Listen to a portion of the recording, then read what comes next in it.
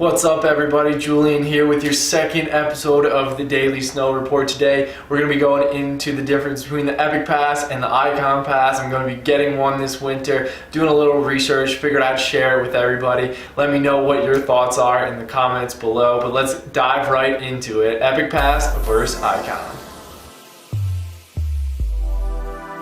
Alrighty, let's talk about those dollar signs first. Okay, the Ikon Pass comes in at $9.99, $1,000 for those resorts. And then Epic Pass, $8.99 right now until September 3rd. Not quite sure what it's going up to after. I'll definitely keep you guys updated. Let's take a look at some of these resorts you get with each of these passes. So they're set up a little bit differently. So basically Epic Pass, you get a bunch of resorts. You can go any day, don't really have limits. And then the Ikon Pass, you have some resorts where you have unlimited access, and then a bunch of resorts where you can go for 7 days. Good if you're planning on taking some trips throughout different parts of the country, even into Canada.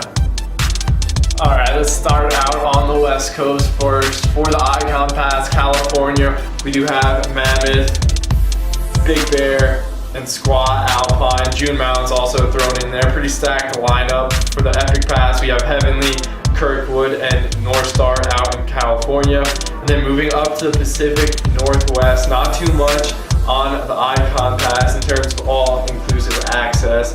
But for the Epic Pass, we do have Stevens Pass up in the Pacific Northwest, and then obviously Whistler, Blackcomb, big mountain skiing out there. So if you're headed to the Pacific Northwest, best bet is probably the Epic Pass.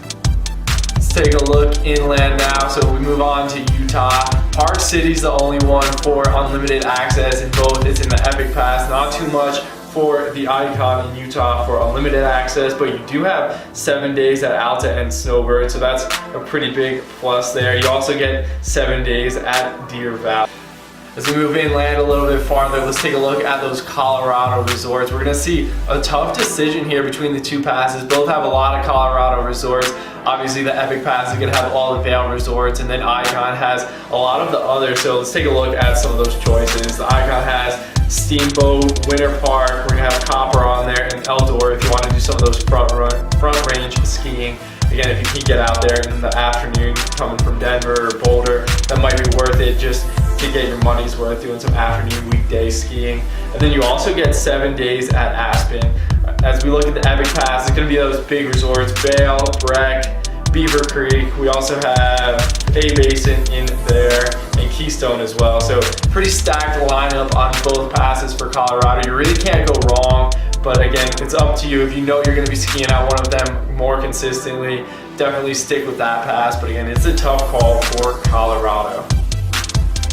Let's move into those Northern Rockies. Not too much here on the Epic Pass, but as we take a look at the Ikon Pass, we do get 7 days at Jackson Hole, 7 days in Big Sky, and then 7 days in Revelstoke. So it's looking like the Northern Rockies, Canadian Rockies, is going to lean a bit more towards the Ikon Pass. Not too much on the interior Northern Rockies for the Epic.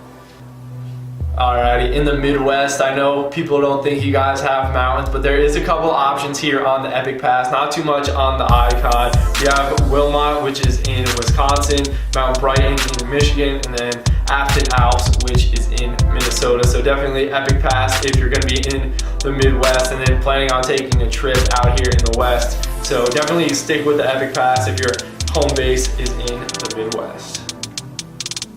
As we take a look at the East, we are going to see some resorts scattered throughout, a little bit of both of them. We have Stratton and Snowshoe for the Ikon Pass in terms of unlimited access, but you do have 7 days at a couple Vermont resorts, and then 7 days between Loon Mountain in New Hampshire, Sunday River, and Sugarloaf in Maine. But you get 7 days at Sugarbush and 7 days at Killington, so definitely some quality options there. As we look at the Epic Pass, we do see a couple mountains in there. We have Mount Sunapee in New Hampshire, I believe, and then Okemo in Vermont, as well as with Stowe. So good options there.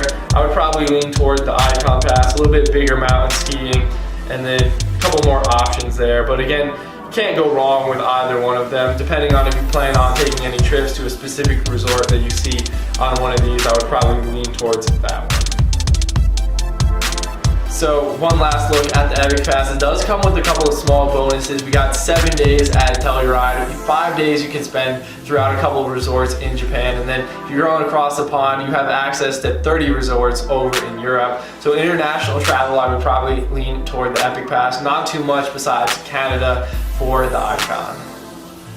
So after looking at all this, personally, I think I'm leaning towards the Ikon Pass. I know it's the new one of the two, but being here in Wyoming, 7 days to Jackson Hole, and then still relatively close to all those Colorado resorts. Steamboat's probably the closest drive to me, so that's on the Ikon Pass as well. I can drive up over the mountains, don't have to deal with all that traffic, headed back into Denver after the weekend.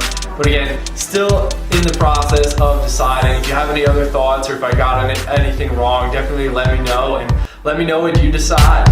Have a great one.